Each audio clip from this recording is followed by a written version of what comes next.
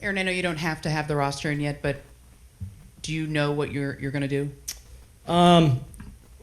We've met on it and allowed people to weigh in on it, and so we'll make a decision here shortly. A couple things we're considering, but have not finalized it yet. What's the biggest debate? Just last spots, just what makes the most sense. If there is a Game 3, will it be Cam Schlittler in Game 3? Yeah. Who else?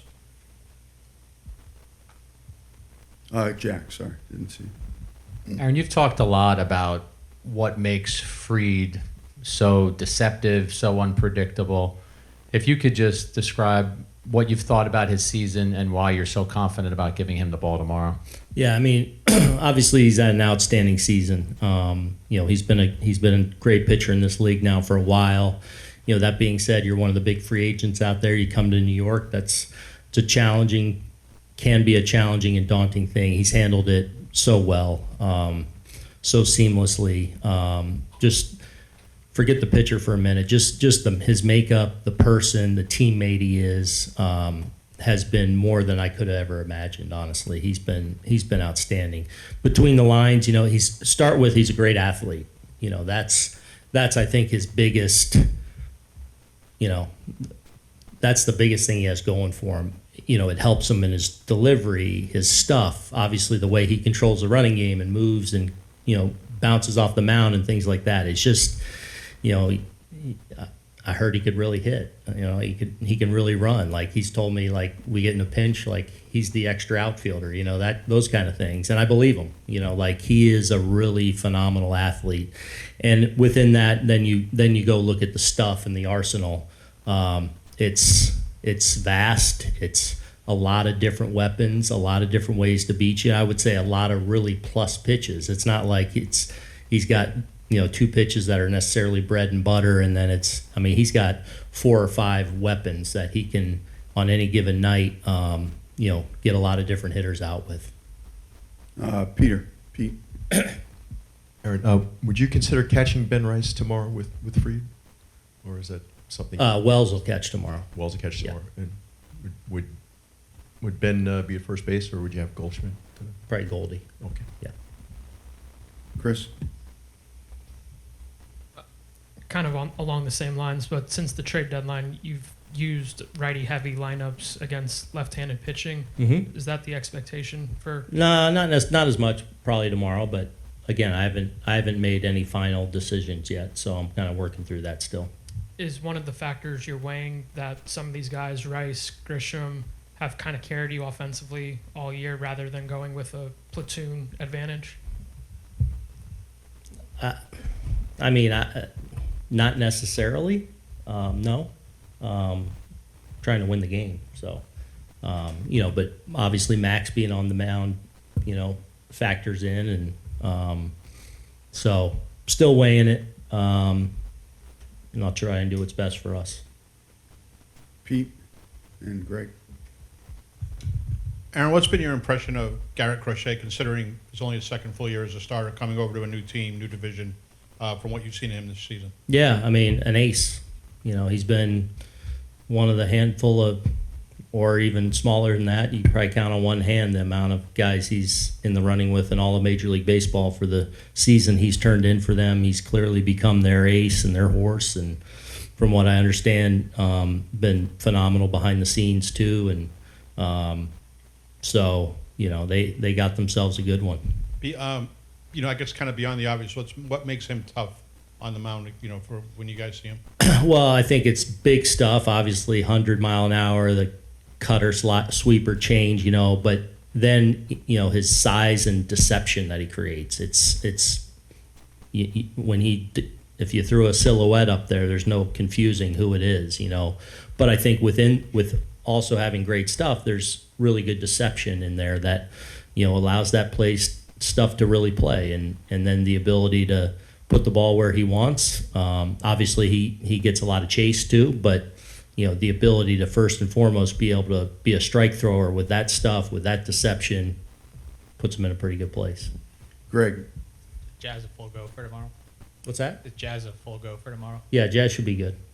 And just how have you seen Judge kind of internalize, kind of get better from the past postseasons that he's had where he hasn't necessarily carried over his regular season results?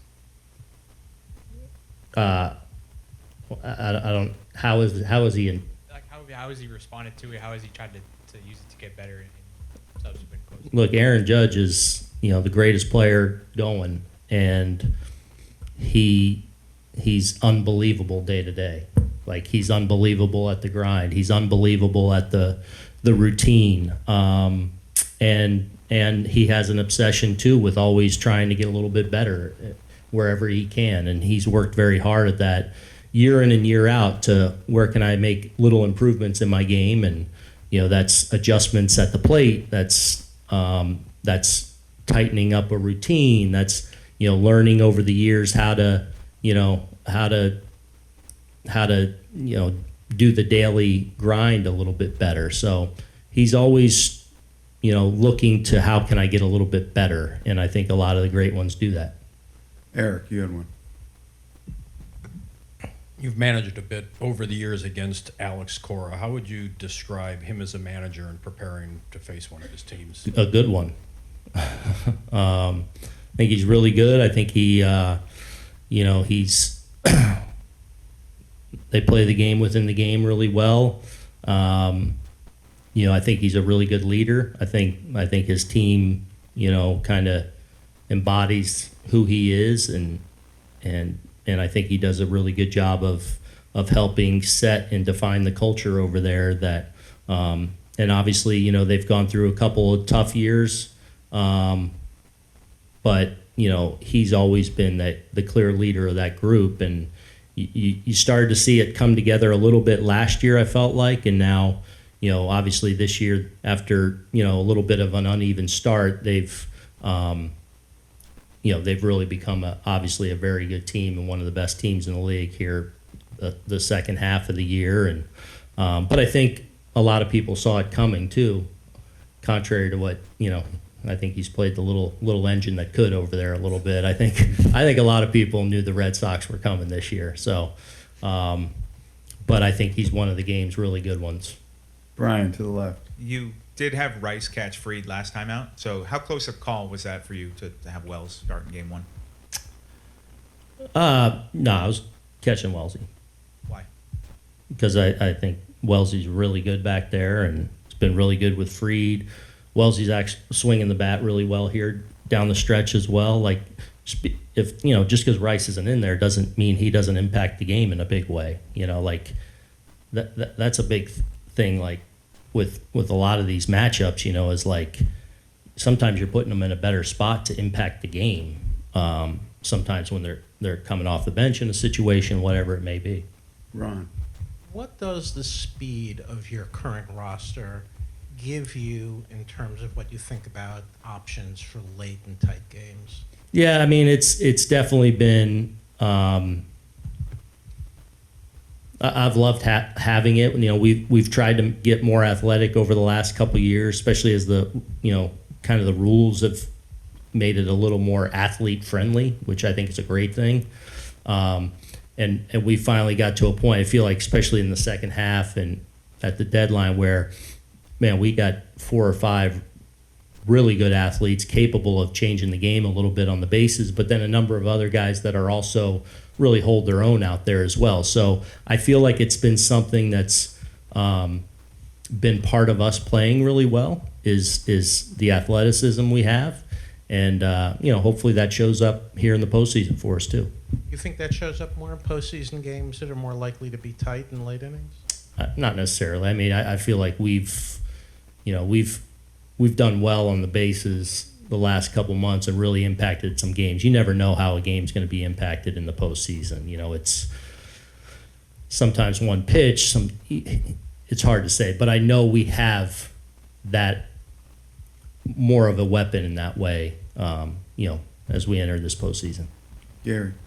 Devin finished his season really strong. Just what did you think of the way he ended things, and how high is your confidence level going into him? Yeah, I think he's in a really good place. Kind of proud of him. Just, you know, it's not easy, the things he went through this year. You know, you're one of the game's great relievers, and you come over here and you have some hiccups early, and man, he definitely faced his share of adversity, but answered it at every turn too. So, you know, and I feel like, you know, could certainly make the case that here, you know, the final month or month plus of the season, he's been at his very best. So excited where he's at, and obviously he's going to play a big role for us. Bruce. Lakers, Celtics, Michigan, Ohio State. How would you define this rivalry, comparing it to all of sports? Right in that conversation. Yeah, I mean, it's Red Sox, Yankees that get your attention. And I would throw it right in the best rivalries in all of sports, and obviously a lot of history there. So excited to be a part of it, and hopefully we can get the better of them this go around. Chris and Ian. Why Cam in Game 3 over Will, and what role do you envision Will having? We'll see. We're still finalizing roster. If he's in play, like he'd be in play, and you never know how a game's going to unfold. And just feel like Cam is, look, feel confident with any of our 5 starters going out there, but I feel like, Cam's the guy to get that ball in Game 3. And what roles do you envision Caballero and Rosario having, with them being righties and obviously Crochet lefty? They could be in play tomorrow, and I mean they're going to have lefties in the pen too, and they've been really good role players for us here, since we got them, and expect them to continue to play an important role.